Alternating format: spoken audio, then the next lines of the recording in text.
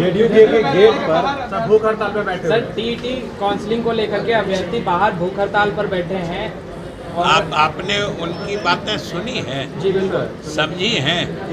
क्या है उनकी मांग? कहना है कि जो महिलाओं का जो बहाली का जो पद रिक्त रह गया है उस पद पे इनको बहाल किया जाए दूसरे चरण में। आपको क्या लगता है कि जो पद महिलाओं के लिए आरक्षित है उस पर सरकार तुरंत पुरुषों को बहाल कर सकती है कि उसके लिए आवश्यक प्रक्रिया करनी होगी? तो अभी तो पूरा चरण भी कंप्लीट नहीं हुआ है। अभी तो अलग अलग स्टेज में ये नियुक्ति की प्रक्रिया चल रही है।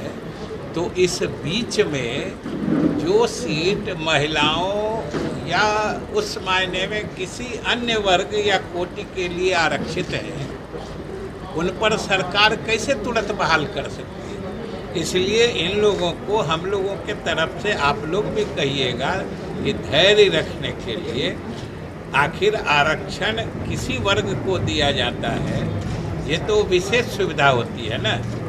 उसको तुरंत अगर नहीं कोई उस श्रेणी के लोग मिलते हैं तो उसकी भी दूसरे श्रेणी से लेने के लिए उसकी भी निर्धारित प्रक्रिया होती है। ऐसा नहीं है कि जब तुरंत कोई श्रेणी के लोग नहीं आए तो दूसरे श्रेणी में के लोग ले लिए जाएंगे। इसलिए इन लोगों को धैर्य रखना चाहिए।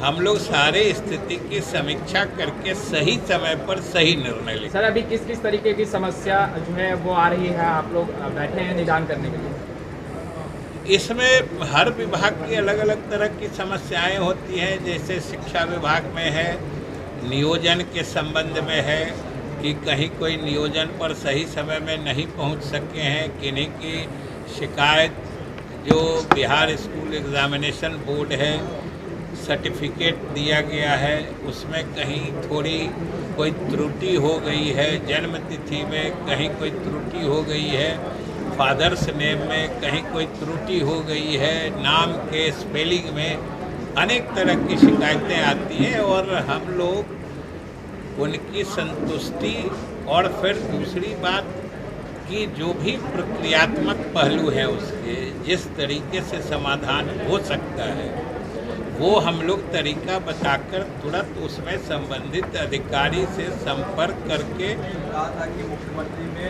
पीएम बनने के गुण है, लेकिन आज जब उनसे सवाल किया गया तो उन्होंने चुप्पी साध ली सर इस बार। ये तो सवाल पूछने वाले जानिए, जवाब देने वाले जाने।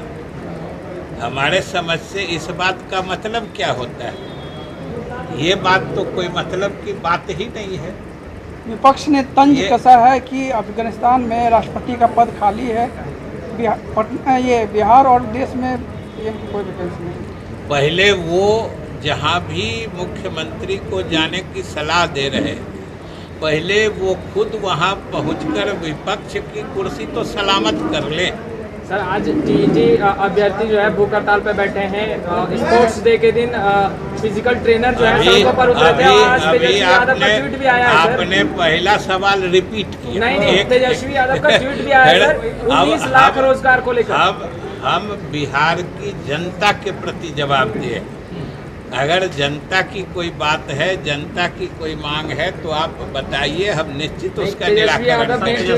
19 लाख युवाओं को रोजगार देने का रोजगार का मुद्दा उठाया तेजस्वी यादव ने। क्या रोजगार का मुद्दा, रोजगार देने की जो सरकार आप लोग क्या देख रहे हैं? जो हम लोग इतने हजारों हजार शिक्षक की रोज नियुक्तियां कर रहे हैं, ये रोजगार नहीं है क्या?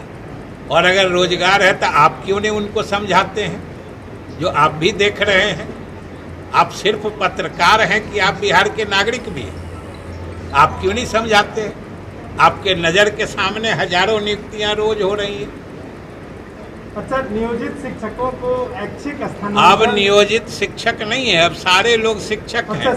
आप नियोजित शिक्षक कह के उनकी श्रेणी घटा रहे हैं। उनको आप लोगों ने कहा इसलिए हम कहा था और सॉफ्टवेयर बन रहा है, वो लोग उसमें डालेंगे।